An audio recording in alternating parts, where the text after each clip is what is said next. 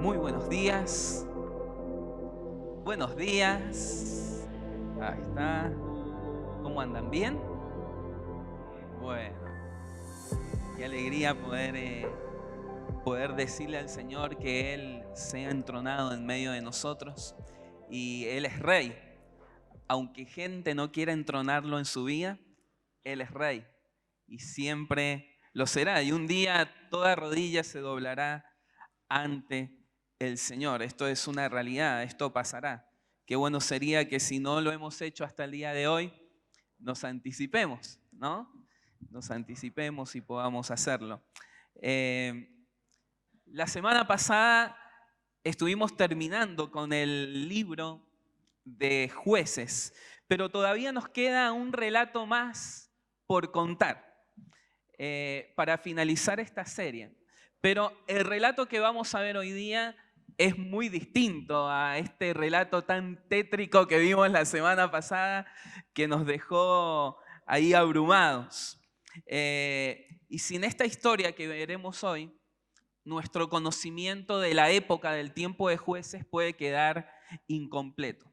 Así que para finalizar vamos a estar viendo el libro de Ruth, ¿sí? Y le he titulado Amor y Redención. ¿Les gustan las historias de amor?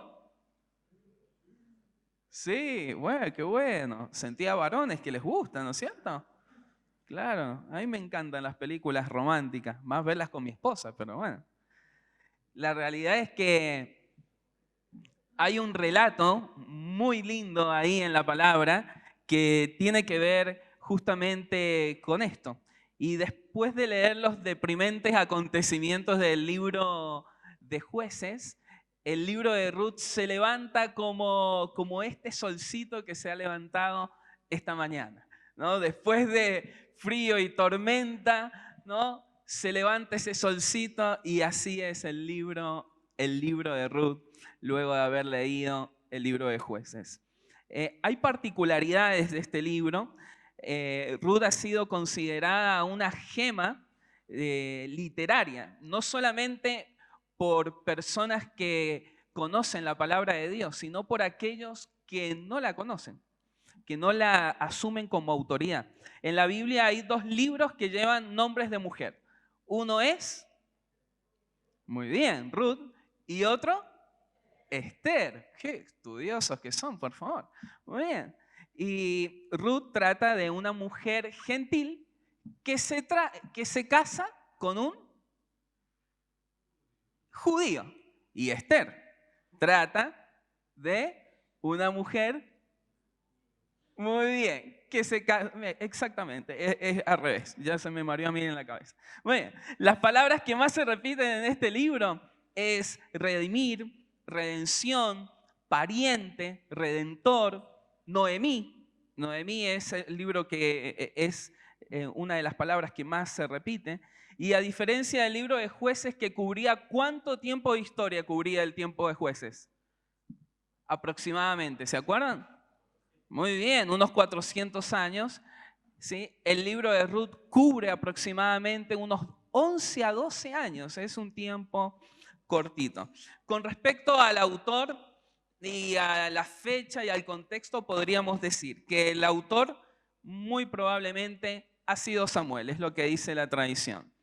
Ahí tenemos la fecha aproximada y el contexto ha sido en el tiempo de Jueces. Esto lo dice el primer versículo del libro de Ruth. Así que si usted me quiere acompañar, abra el libro de Ruth. ¿Sí? Está ahí inmediatamente después de Jueces. Y acá veremos por qué vamos a ver el libro de Ruth hoy. Porque está justamente ubicado en el tiempo de los jueces. Dicen los días en que los jueces gobernaban Israel, un hambre severo azotó la tierra.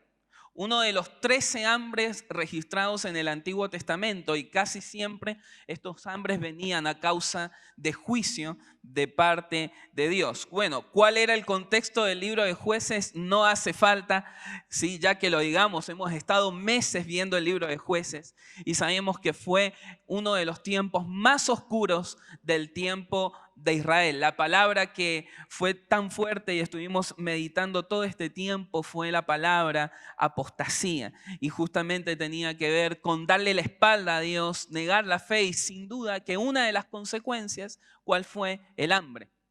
El hambre, ¿se acuerdan cuando vimos la historia de Gedeón? Bueno, esto fue particular en el tiempo de Jueces. Así que lo que vamos a hacer es meditar un poco en este libro. Ahora, hay algo muy curioso, porque si ustedes se fijan en el primer versículo, dice: en los días en que los jueces gobernaban Israel, un hambre severo azotó la tierra. Por eso, un hombre de Belén, de Judá, dejó su casa y se fue a vivir a tierra de Moab. Hay algo curioso aquí, y es que había hambre en Belén. Y Belén podríamos decir que significa casa de pan, casa del pan. Y se fueron a Moab, que en Moab había pasado algo. Yo no sé si usted se acuerda, pero lo vamos a recordar. Deuteronomio 23, el versículo 3 al 4. Deuteronomio 23, 3 al 4. Dijo el Señor: no podrán entrar en la asamblea del Señor los amonitas, ni los moabitas, ni ninguno de sus descendientes hasta la 10ª generación, porque no ofrecieron pan y agua cuando cruzaste por su territorio después de haber salido de Egipto. Qué decisiones irónicas que por ahí tomamos en la vida, ¿no? Dejamos al dador del pan para irnos a un lugar a alimentarnos donde siempre nos han negado el pan. Y así somos los seres humanos, ¿no? Es una ironía que aparecen varias ironías en este libro de Ruth. Lo que vamos a hacer es ir al Señor en oración para que Él nos acompañe a lo largo de este libro y podamos adquirir ahí enseñanzas que sin duda el Señor tiene para nosotros. ¿Ah? Oramos. Nos disponemos, Señor, a tu Espíritu para que traigas luz y claridad a nuestra vida. Pedimos, Señor, que vos seas gobernando este tiempo, nuestra mente, nuestro corazón, que aquietes nuestra alma, Señor, y apagues cualquier ruido que pueda haber en nuestra vida que impida escucharte. Gracias, Señor, por este tiempo y rogamos de tu presencia en el nombre de Jesús. Amén. Amén. Muy bien. Vamos a aprovechar que es un libro relativamente corto para darle una ojeada general y tener una idea clara del mensaje de este libro. Hay algo muy bueno y es esto de las redes sociales. Instagram no estaba solamente ahora, ¿sí? Está de hace tiempo, así que he conseguido el álbum de fotos de Ruth, Noemí y todos, así que usted me va a poder seguir, le voy a ir contando la historia y usted la va a poder seguir, vamos a conocer el rostro, esto es fantástico, ¿sí? Yo no soy amante de las redes sociales, pero lo encontré justo. Y voy a leer de la versión NTV. Quien tiene la versión NTV me puede ir siguiendo, si no, yo se la voy a ir relatando y a ver que es una historia muy amena. Voy a agarrar algunos fragmentos solamente de la historia y vamos a ir parando, pero la verdad, déjese cautivar por la belleza, ¿sí?, de inclusive este género literario, ¿sí? Vamos a ir ahí a Ruth, capítulo 1, y yo le voy a ir recitando la historia. Dice así: en los días en que los jueces gobernaban Israel, un hambre severo azotó la tierra. Por eso un hombre de Belén, de Judá, dejó su casa y se fue a vivir a la tierra de Moab junto con su esposa y sus 2 hijos. Acá lo tenemos, ¿sí? Acá está. y los 2 hijitos. ¿Sí? El nombre del varón se llamaba Elimelec y su esposa Noemí. Sus 2 hijos se llamaban Malón y Kelión. Eran efrateos de Belén, en la tierra de Judá. La verdad que no se me ocurre por qué los padres le han puesto estos nombres, Malón y Kelión. ¿Sí? Y es muy interesante los orígenes de esta palabra porque Malón significa enfermo y Kelión significa debilitado, débil. No sé si estaba profetizando lo que le iba a pasar a los hijos de alguna manera, pero siempre tiene que ver los nombres con la historia de las personas. Pero tal vez el hambre que estaban viviendo era tan grande que dice el nombre que se me ocurre para estos muchachos es enfermo y enclenque. Enclenque sería una palabra que podríamos decir que traduce lo que es Kelión. Así que cuando llegaron ahí a Moab, se establecieron allí, viajaron a la tierra cercana de Moab y se establecieron en ese lugar. Moab era un lugar que era terrible. Eran enemigos del pueblo de Dios. ¿Se acuerdan del dios Moloc? Pasaban sus hijos por el fuego. Allí se les ocurrió irse a este hombre Elimelec. El versículo 3 dice, tiempo después murió Elimelec y Noemí quedó sola con sus 2 hijos. Los hijos de Noemí se casaron con mujeres moabitas. Uno se casó con una mujer llamada Orfa y el otro con una mujer llamada Ruth. Lamentablemente, 10 años más tarde, la tragedia volvió a ocurrir y murieron Malón y Kelión. La situación fue muy triste porque dejó a 3 viudas, a Noemí, a Ruth y a Orfa. El nombre de la familia había desaparecido, habían muerto, ¿sí?, los hombres del hogar. El versículo 6 del capítulo 1 dice que estando en Moab, Noemí se enteró de que el Señor había bendecido a su pueblo en Judá al volver a darles nuevas cosechas. Entonces Noemí y sus nueras se prepararon para salir de Moab y regresaron a su tierra natal. Noemí le dijo a sus 2 nueras, vuelva cada uno a la casa de su madre y que el Señor las recompense por la bondad que mostraron a sus esposos y a mí. Que el Señor las bendiga con la seguridad de un nuevo hogar y esposo. Entonces les dio un beso de despedida y se echaron a llorar desconsoladas. No, le dijeron, queremos ir contigo a tu pueblo.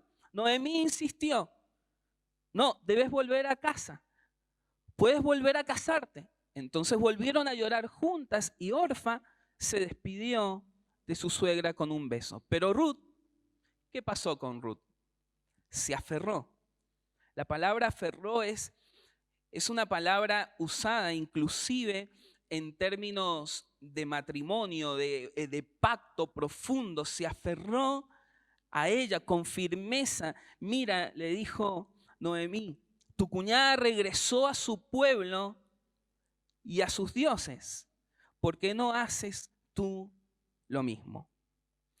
Más allá de que el consejo de Noemí parece tierno y parece un consejo sin egoísmos y demás, y no creo que haya sido la intención de ella, obviamente, pero Noemí está perdiendo la concepción y la mirada celestial. La tristeza está abundando en su corazón y no está mirando las cosas claramente, porque le está diciendo que se vuelva ¿a dónde? A Moab. Esta tierra que son enemigos de Dios, idólatras, y le dice, volvete a tu tierra y a tus dioses, como ha hecho Orfa. Le está dando un consejo desde una perspectiva muy humana y desde esa amargura que ella está teniendo, que la vamos a ver más adelante, pero no es un consejo bueno el que le está diciendo. Noemí le está diciendo, yo no tengo nada para ofrecerles, pero en realidad Noemí tiene lo más importante para ofrecer, que es el conocimiento del Dios vivo, del único Dios verdadero. Noemí no está razonando bien y su visión se está cegando. Qué importante cada uno de nosotros como papás, como referentes, como personas que tal vez están guiando a gente que viene detrás. El hecho de poder, aunque haya crisis, aunque haya un momento muy difícil, poder dar buenos consejos. Y que la tristeza y la amargura y la desesperación no nos lleven a dar consejos que digan, mira, tu seguridad está solamente allá con un marido. Cuidado, porque les estaba diciendo que la seguridad podía venir de varones idólatras, paganos, que pasaban a sus hijos por el fuego. Y recuerden, no hay que perder de vista el tiempo en el que estaban viviendo. Eran los tiempos de los jueces. Eran los tiempos de los jueces. Bueno, Ruth le dice este versículo que es tan conocido. No me pidas que te deje. A donde vayas, yo iré. Donde quieras que tú vivas, yo viviré. Tu pueblo será mi pueblo y tu Dios será mi Dios. Donde tú mueras, allí moriré también. Ruth le está dando la espalda a los dioses paganos. Ruth de alguna manera está cumpliendo el principio de discipulado que el Señor estableció. Si alguno quiere seguirme, niéguese a sí mismo, tome su cruz y sígame. Y aquel que es digno de mí no debe mirar atrás. Tiene que poner sus manos en el arado y seguirme. Hay algo que hace Ruth y da un giro de 180 grados, dándole la espalda a los dioses y a la comunidad de Moab. Hay algo que me encanta y es que no solamente abrazó el Dios de Israel, sino al pueblo de Israel. ¿Vieron? Esto es muy importante, porque le dijo, tu pueblo será mi pueblo y tu Dios será mi Dios. Y eso es una lección para nosotros, porque hay veces que nosotros decimos, está todo bien con Dios, pero no está todo bien con el pueblo de Dios. Y Dios requiere que abracemos, cuando le abracemos a Él, abracemos la iglesia, abracemos la familia y la comunidad de la fe. No podemos decir, con Dios está todo bien, pero la comunidad de fe está todo mal. No, esos son síntomas de oscuridad en nuestra vida. Dice el libro de Primera de Juan, capítulo 1, versículo 7, que si decimos que tenemos comunión con el Señor, tenemos comunión entre nosotros. Si decimos que andamos en luz, tenemos comunión los unos con los otros. Debemos abrazar también a la familia de la fe. Bueno, cuando Noemí se dio cuenta de que Ruth estaba decidida a quedarse con ella, no insistió más y ambos comenzaron su viaje y volvieron a Belén. Llegaron a Belén justo cuando comenzaba la cosecha de cebada y su llegada causó una gran sorpresa. Puede ser que le empezaron a preguntar a Noemí.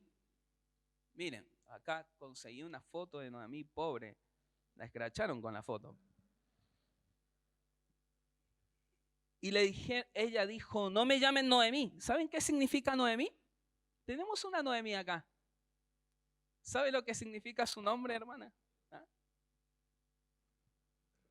Bueno, una de las acepciones de traducción es dulzura. ¿Sí? Apacible, tierna, amable. Bueno, ella dice, no me llamen más Noemí, llámenme Mara, que significa amargo, porque Dios ha amargado mi vida. Me fui con mi esposo y mis hijos, pero el Señor me trajo de regreso sin ellos. Ahí hay otra ironía, ¿no? El hecho de que ella se llama Noemí y se hace llamar Mara. Y recordemos que hace 10 años atrás, ¿qué decidieron ellos? Dejar la tierra del pan.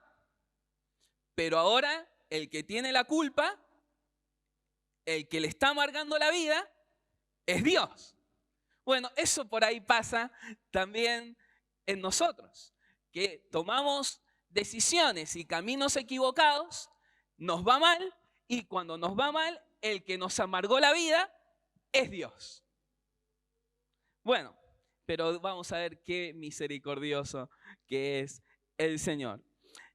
Después de que Noemí y Ruth llegaron a Belén, necesitaban de comida.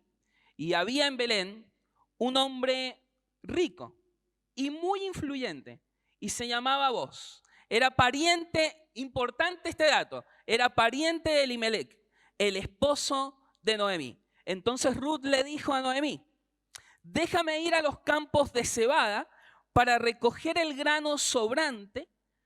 A los pobres se les permitía esto, ¿sí? Se les permitía, y era justamente una ley que todos esos sobrantes eran para los pobres, para las viudas y los extranjeros. Entonces Ruth fue a los campos que pertenecían a Boz, quien era pariente del marido fallecido de Noemí, Elimelec. Más tarde llegó Boz y saludó a los cosechadores, como siempre lo hacía. El Señor sea con ustedes. Y ellos respondieron: el Señor lo bendiga. Qué amable que era ahí con los trabajadores, ¿no? Boz inmediatamente notó que Ruth recolectaba grano con los pobres. ¿Quién es esa joven?, le preguntó al hombre a cargo de la cosecha. Ella es la moabita que regresó con Noemí, respondió. Ella pidió permiso para recoger grano y ha estado trabajando muy duro. Entonces Boz fue a hablar con Ruth. Quédate aquí mismo con nosotros cuando recojas grano, no vayas a ningún otro campo. Sigue muy de cerca a las jóvenes que trabajan en mi campo. Fíjate en qué parcela están cosechando y síguelas. Advertí a los hombres que no te traten mal, y cuando tengas sed, sírvete del agua que hayan sacado del pozo. Ruth se inclinó ante Boz. ¿Qué ha hecho? ¿Qué he hecho para merecer tanta bondad?, le preguntó. No soy más que una extranjera. Boz le respondió: sí, lo sé, pero también sé todo lo que has hecho por tu suegra desde la muerte de tu esposo. He oído que dejaste a tu padre y a tu madre y a tu tierra natal para vivir aquí entre gente totalmente desconocida. Que el Señor, Dios de Israel, bajo cuyas alas viniste a refugiarte, te recompense abundantemente por lo que hiciste. Entonces Ruth dijo: espero continuar siendo de su agrado, Señor. Respondió ella: usted me consoló al hablarme con tanta bondad, aunque ni siquiera soy una de sus trabajadoras. Después, a la hora de comer, Boz la llamó. Ven aquí, sírvete de la comida, puedes mojar tu pan en el vinagre. De modo que Ruth se sentó junto a los cosechadores y Boz le dio a comer grano tostado. Ella comió todo lo que quiso y hasta le sobró. Cuando Ruth regresó a trabajar, Boz ordenó a sus trabajadores: déjenla recoger espigas, aún entre las gavillas, y no se lo impidan. Además, arranquen de los manojos algunas espigas de cebada y déjenlas caer, así como a propósito, ¿no? Permítanle recogerlas y no la molesten. Así que Ruth recolectó el grano hasta bien tarde. Luego separó el grano de la paja y había recogido aproximadamente una canasta de cebada, lo que equivale aproximadamente a 30 libras, 13 kilos y medio aproximadamente. También le trajo a Noemí los restos de la comida que comió con Boz y los cosechadores. Leamos esta última parte. Dice, Noemí le dice: ¿dónde recogiste todo este grano hoy?, preguntó Noemí. ¿Dónde trabajaste? Que el Señor bendiga al que te ayudó. Entonces Ruth le contó a su suegra acerca del hombre en cuyo campo había trabajado. Le dijo, el hombre con quien trabajé hoy se llama Vos. Que el Señor lo bendiga, le dijo Noemí a su nuera. Nos muestra su bondad no solo a nosotras, sino también a tu marido que murió. Ese hombre es uno de nuestros parientes, y esta frase es clave, más cercanos. Uno de los redentores de nuestra familia. Y hay que hacer un alto allí, porque ¿qué significa que sea un pariente redentor? Eso es sumamente importante. Y la ley especificaba, había una ley que era del levirato. Levir significa cuñado. Entonces, esta ley estipulaba que si un hombre moría sin tener hijos, entonces el hermano del difunto tenía la obligación de casarse, ¿sí?, con la viuda para darle hijos, para que la generación pudiera seguir. Ahora, si no tenía un hermano, acá había otro hermano, ¿verdad? Pero el hermano, ¿se acuerdan? Murió el enfermo y murió el debilucho, ¿sí? Murieron los dos. Entonces, ¿qué había que buscar? Un pariente cercano. Algunos piensan que puede haber sido un primo de Elimelec o demás, porque el hombre es más grande que ella. Es lo que deja ver el texto. Ahora, esto lo que permitía es que todas las tierras pudieran quedarse en la familia y que no los perdieran. Noemí tenía tierras, pero no las podían trabajar ellas, ¿sí? Entonces lo que necesitaban eran un hijo. Ahora, noten que han estado 10 años allá con Malón y no han tenido hijos. No sabemos qué puede haber pasado. Algunos creen que por cómo sigue la historia, puede ser que Ruth, algunos dicen, están especulando obviamente, que podría ser que haya sido estéril.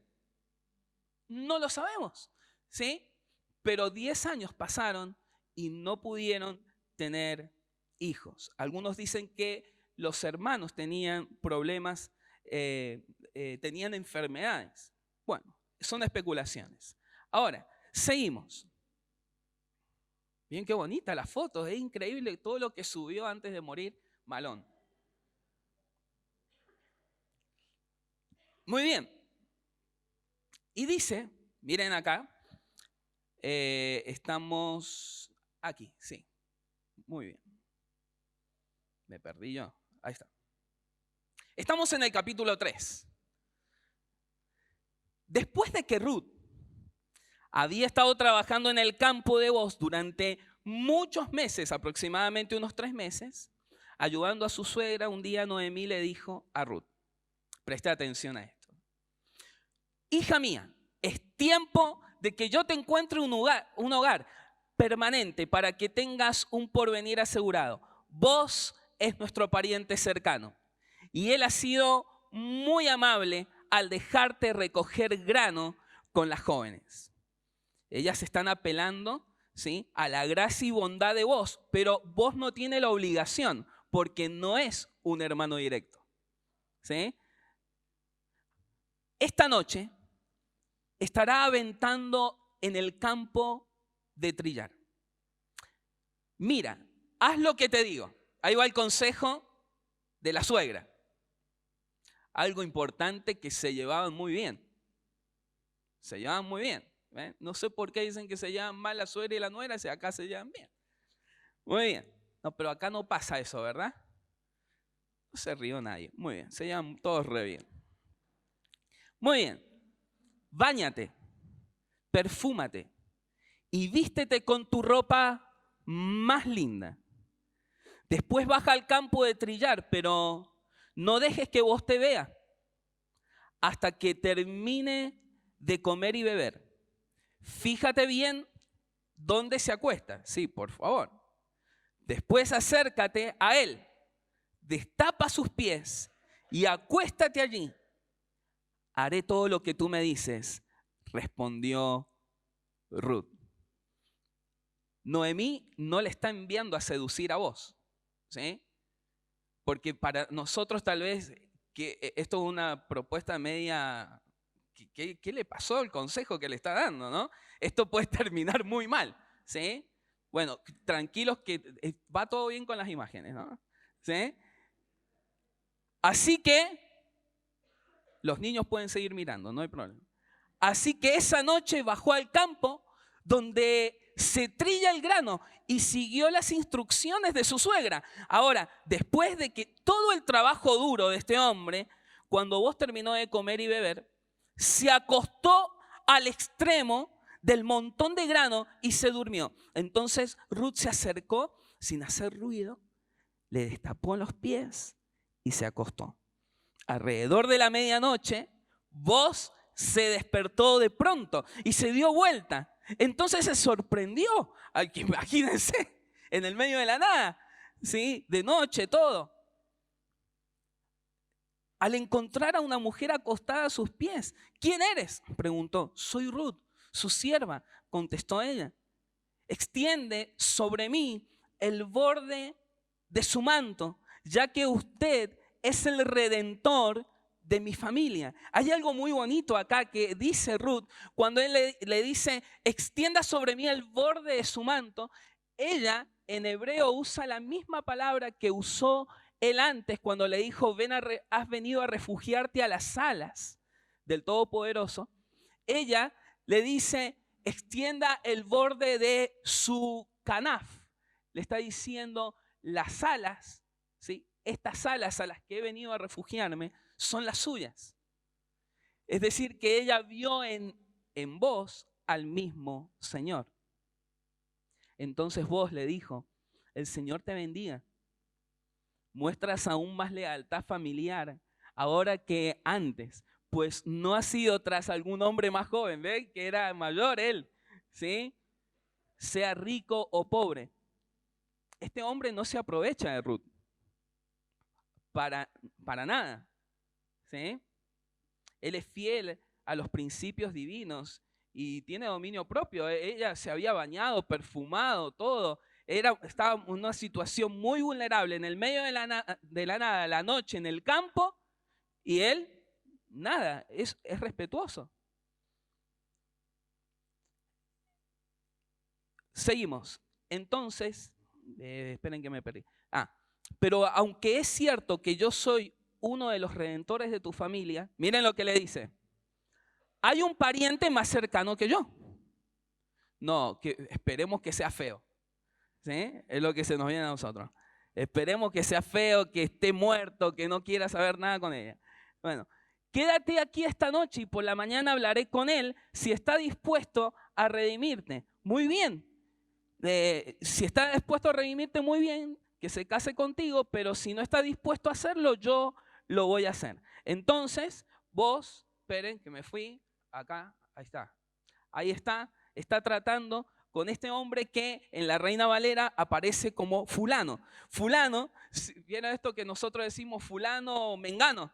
Bueno, fulano es un término que se usaba para decir era un tipo que andaba por ahí, sí, que nadie conocía. ¿Quién era? El fulano, ni nombre, ¿sí? Muy bien, era un término despectivo. Ahora, entonces, vos le dijo, tú conoces a Noemí, la que volvió de Moab. Está por vender el terreno que pertenecía a Elimelec, nuestro pariente. Pensé que yo debía hablar contigo para que pudieras redimir la tierra si deseas hacerlo. Si quieres la tierra, entonces cómprala ahora en presencia de estos testigos. Pero si no quieres la tierra, házmelo saber ahora mismo, porque después de ti, yo soy el pariente más cercano para redimirlo. Ahí se pone a pensar, justo le sacaron la foto pensando. Después de pensar por un momento, el pariente redentor le dijo a vos, bueno, sí, por supuesto, yo no tengo problema. Él le dice, genial, pero hay un pequeño detalle, que junto con la tierra hay un paquete, ¿sí? De la señorita moabita, ¿sí? Y bueno, acá no le pintó mucho al señor este y le dijo, no puedo. Bueno, no sé si no podía o en realidad no quería. Y ahí nos enteramos de que este hombre, ¿sí?, dice, vos estaba muy contento y era costumbre en Israel que cualquiera que transfiriera un derecho de compra se quitara la sandalia y se la entregara a la otra parte. Esto hacía válida la transacción de una manera pública. Esta costumbre, algunos judíos dicen que viene de esta frase de que todo lo que pisare la planta de tu pie, yo te lo daré. Algunos judíos creen que viene de ahí, como diciendo, esto que yo he pisado ahora me lo saco y te lo otorgo a vos. Ahora, dice, entonces los ancianos y toda la gente que estaba en la puerta respondieron, somos testigos que el Señor haga que esta mujer que va a ser parte de tu hogar sea como Raquel y Lea, de quienes descendió toda la nación de Israel, que prosperes en Áfrata, qué palabras que le dicen, y que sea famoso en Belén, y que el Señor te dé descendientes por medio de esta joven que sean como los de nuestros antepasados, Fares, el hijo de Tamar y Judá. Así que vos, ¿qué pasó? Llevó a Ruth a su casa, la hizo su esposa. Cuando se acostó con ella, el Señor permitió que quedara embarazada y dieron a luz un hijo. Entonces las mujeres del pueblo le dijeron a Noemí, alabado sea el Señor. Las palabras que se usan acá son muy parecidas a palabras de bendición cuando una persona ha sido estéril. Cuando comparamos lo que pasó con Raquel, cuando lo podemos ver. Ahora, hay algo hermoso que pasa aquí. Bueno, vieron, leímos toda la historia de Ruth. Y para sintetizar y terminar con algunas aplicaciones, hay veces que queremos ver inmediatamente todo el obrar de Dios en un momento. Y para ver todo lo que Dios quiere hacer en nuestra vida, no va a bastar esta vida. Hay un plan que es perfecto, eterno y profundo. Ellas, tanto vos como Ruth, como Noemí, no podían imaginar lo que se estaba gestando en el vientre de Ruth. Se estaba gestando más ni más menos que el abuelo del rey más prominente del pueblo de Israel, el rey David. Y ellas sin duda que no lo pudieron ver, obviamente. ¿Saben por qué? Porque ellas no leyeron el libro de Ruth. Pero usted y yo sí.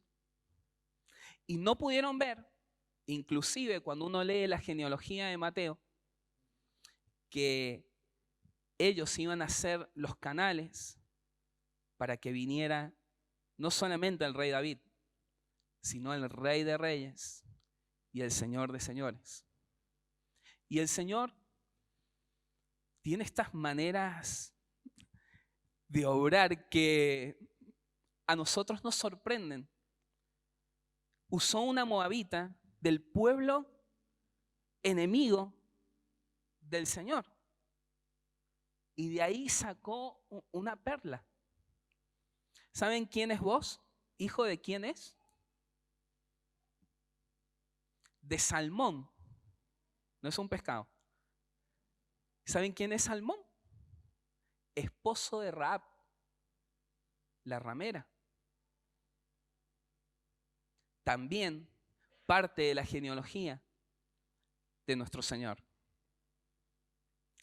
El Señor obra de maneras tan misteriosas en oportunidades, pero si hay algo que nos deja, algunos temas que se desprenden de acá, es que Ruth ilustra el plan redentor de parte del Señor, en que en Él serán benditas todas las naciones.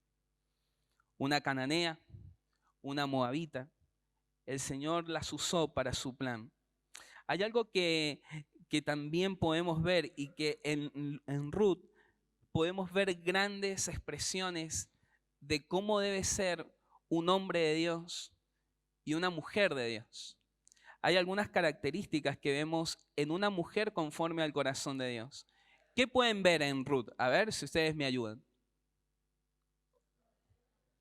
Ah, bien, hablaron muchos, bien. ¿Qué vieron?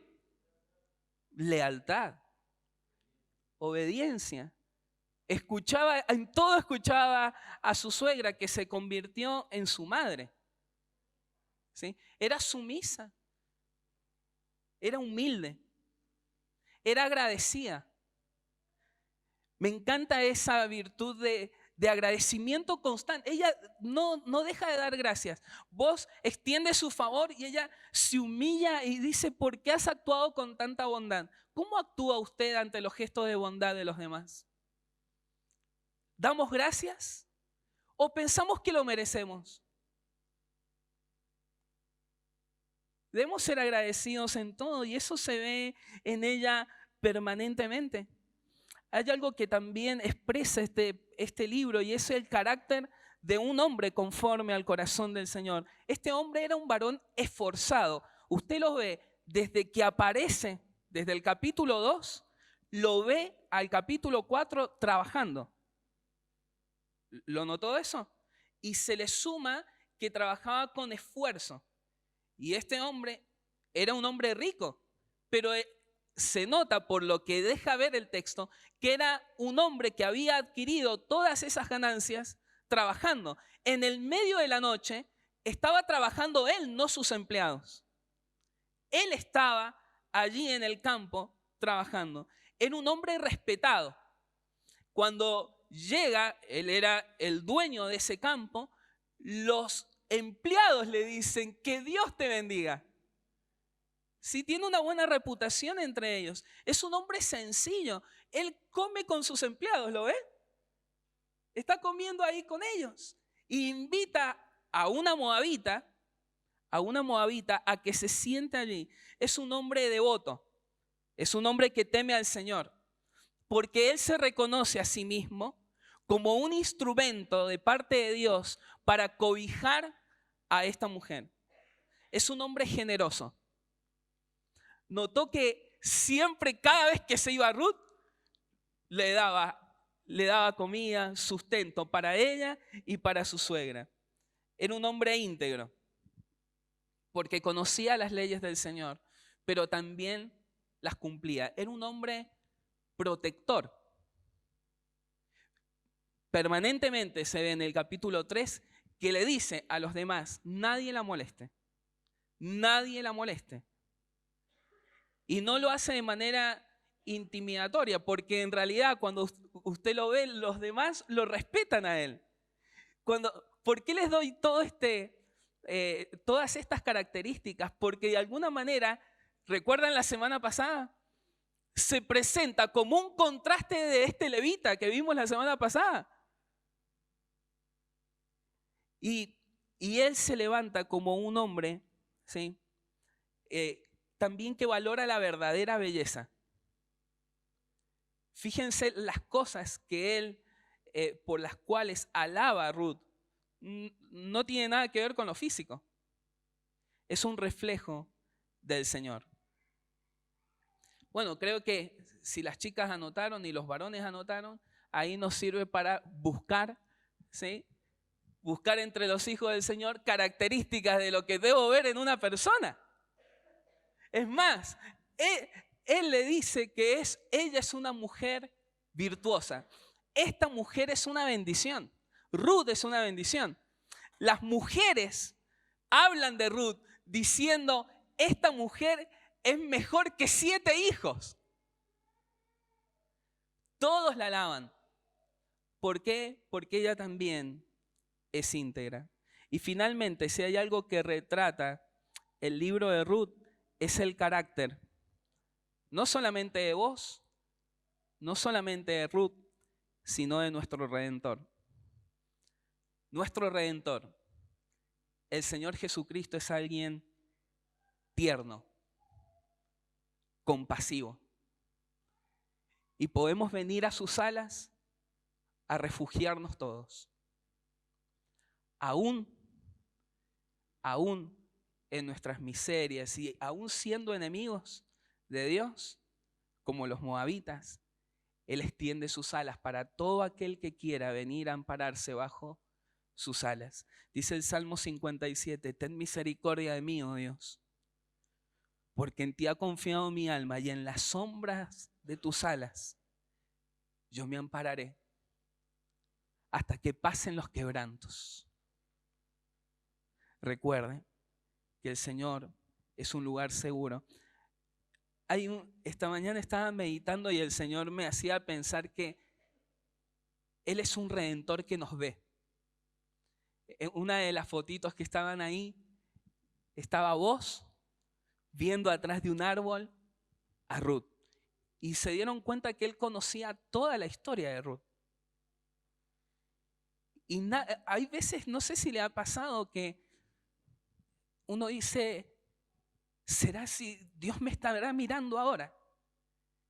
¿Será que Dios ve todo nuestro trabajo, ve nuestro esfuerzo o nos ve sembrando y demás? Dios ve todo y conoce toda nuestra historia y conoce todos nuestros esfuerzos. Él nos ve como miró ahí, como estaba mirando a Ruth. Él nos ve como miró a Agar. Él nos ve como miró a Natanael, allí debajo de la higuera. Él nos ve cuando nadie nos ve. Él es un redentor amoroso y cercano. ¿Recuerdan que tenía que ser un pariente cercano? Bueno, Cristo Jesús, aún siendo enemigos, se hizo cercano a nosotros. Se hizo nuestro pariente cercano. Aún siendo pecadores, Cristo murió por nosotros y nos invitó a su mesa a comer y nos preparó pan. Y hay veces que no sé si a usted le ha pasado, pero lo mismo que hizo vos con Ruth es lo que hace el Señor con nosotros. Es como que va preparando el camino y nosotros vamos caminando y nos vamos encontrando con bendiciones que el Señor va dejando paso a paso, que nosotros vamos dando. Porque no solamente nos ha dado redención, sino que nos ha dado inmensas e infinitas bendiciones. Él es un redentor soberano. Soberano. Quería terminar con esto diciéndole que si acaso estamos viviendo por situaciones difíciles o crisis que estamos viviendo, o enfermedades, o ansiedad, o decadencia, o corrupción, o dolor, o diferentes cosas que se pueden venir, inclusive ante nuestra nación como injusticia, no debemos perder de vista quién está sentado en el trono. Que no nos pase como Noemí, que la amargura en un momento no le dejó ver la bendición de tener a Ruth. Que en un momento no le dejó ver la bendición de que estaba saliendo ahí la primer cebada. Que la amargura no ciegue nuestra visión a tal punto de que pensemos que el Señor ahora no está sentado en el trono. Debemos levantar nuestra mirada. Y se me vino este texto. Entonces vi el cielo abierto y aquí un caballo blanco, y el que lo montaba se llamaba Fiel y Verdadero, y con justicia juzga y pelea. Sus ojos eran como llama de fuego y había en su cabeza muchas diademas, y tenía un nombre escrito que ninguno conocía sino él mismo. Estaba vestido de una ropa teñida en sangre y su nombre es el Verbo de Dios. Y los ejércitos celestiales, vestidos de lino finísimo, blanco y limpio, le seguían en caballos blancos. De su boca sale una espada aguda para herir con ella a las naciones. Y él las regirá con barra de hierro. Y él pisa el lagar del vino del furor y de la ira del Dios Todopoderoso. y en su vestidura y en su muslo tiene escrito este nombre: Rey de Reyes y Señor de Señores. Y este capítulo dice permanentemente: aleluya, aleluya, gocémonos y alegrémonos. ¿Por qué? Porque el Rey está por venir. Así como se avecinaba ahí en Obed la promesa del rey David, pues así también se avecina nuestro Rey. Un poco. Falta un poco nomás. ¿Lo cree? Sí. Y el Rey de Reyes aparecerá. Sí. Y ordenará todo esto que nosotros vemos. Pero no hay que irse ni sacar la mirada del pan de vida, de la casa del pan que es estando con Cristo Jesús. Quería que termináramos con una canción que de alguna manera expresa cómo está el mundo. El mundo está desolado en injusticia y demás, ¿verdad? Bueno, pero el Señor terminará con toda esa injusticia. Y debemos levantar la mirada. Nuestro Rey está sentado en el trono, ¿sí? Y de alguna manera Ruth nos dice que lo mejor está por venir.